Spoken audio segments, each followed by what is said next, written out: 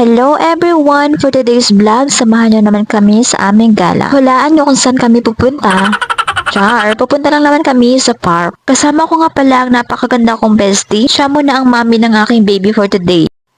Ayan ang aking bulinggit. Kanina pa talaga siya nag-i-enjoy sa kanyang mga nakikita. Siguro nagtataka siya kung saan naman kaya ako dadalhin ng mami ko na to. So ayun nga, may nakasalubong kami na magjowa na napaka-sweet. Uy, baka lang gamin kayo niyan, be.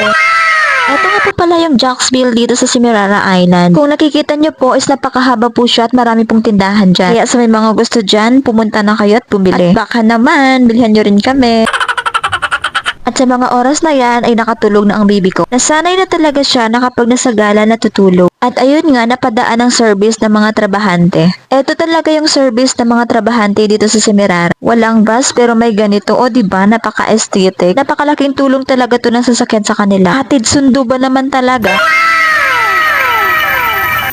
At ito na nga, sa mga oras na to is medyo malapit na kami sa aming pupuntahan. And tcharan! Nandito na kami ngayon sa park. Kung nakikita nyo po is napakadaming tao na nandito. Sobrang ganda ba naman talaga dito? Lalo na kapag tumatambay dito, nakaka-relax pa naman talaga. At mas maganda kung kasama ang jowa. Uy, sana all by jowa.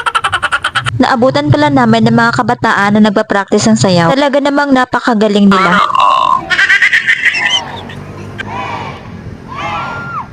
Napakaganda talaga dito sa park, lalo na kapag gusto mo mag-relax or mag-enjoy. Kasama yung family or friends mo, nakaka-relax at nakaka-enjoy yung mga tanawin. Talagang matatanggal ang pagod mo.